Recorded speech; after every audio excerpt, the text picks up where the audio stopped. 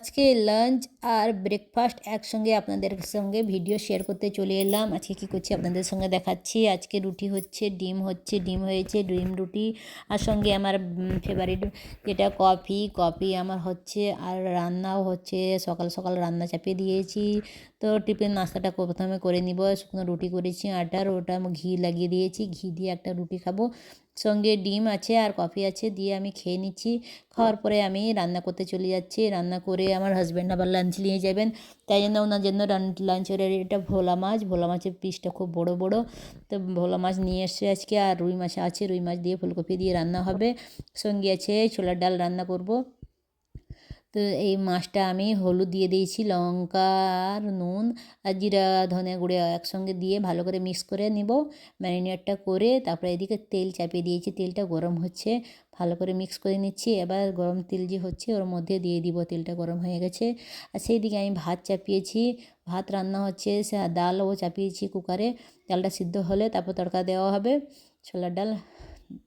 মাছটা ভাজা হোক, মাছটা ভাজা হলে তারপরে মাছটা ভাজা দেখে উল্টে দিই, উল্টে দেখিচ্ছি কালারটা খুব সুন্দর চলে এসছে। আর ভোলা মাছটা যত তেল ভালো গরম হবে ভোলা মাছ ভাঙবে না। আর ভোলা মাছ খেতে খুব ভালো লাগে, আমাকে তো অনেক পছন্দ। আপনাদের কাকে কাকে পছন্দ ভোলা মাছ কমেন্ট করে জানাবেন। তো ভোলা মাছের তেল ঝালটা শীতকালে খুব মজা লাগে খেতে। তো ভোলা মাছটা ভাজা হয়ে গেছে। ভোলা মাছ ভাজা হওয়ার পরে এই যে ভোলা মাছ তুলে দিয়েছি, সেইখানে রান্না হচ্ছে ভাত, আর এদিকে ডাল রান্না হবে। তো তেল দিয়ে আমি ওর মধ্যে কাঁচা লঙ্কা দিয়ে দিয়েছি, 5 ফোঁটা দিচ্ছি, আর পেঁয়াজ লাল এই যে করলাম, দিয়ে ভালো করে এই ডালটা রান্না করে নিয়েছি। আর এইদিকে আমি মাছের মশলাও করছি, মাছের পেঁয়াজটাকে বেটে এই যে পেঁয়াজ লাল হয়ে গেছে ওর মধ্যে দিয়ে দিচ্ছি স্বাদ অনুযায়ী লবণ, হলুদ, লঙ্কা, জিরা ধনিয়া গুঁড়ো সব একসঙ্গে দিয়ে ভালো করে মশলাটাকে কষে নিব। কষা হয়ে গেছে। গাছের আমি ধনেপাতা গাছ একদিন ভিডিও আপলোডিং করে দেখাবো, কত সুন্দর ধনেপাতা গাছ হয়েছে, লাগিয়েছি আমি টপে, আপনাদেরকে দেখাবো একদিন।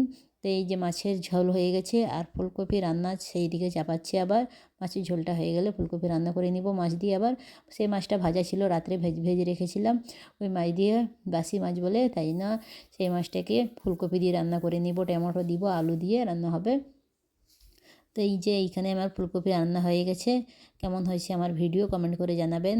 সবাই ভালো থাকবেন, সুস্থ থাকবেন, আল্লাহ হাফেজ।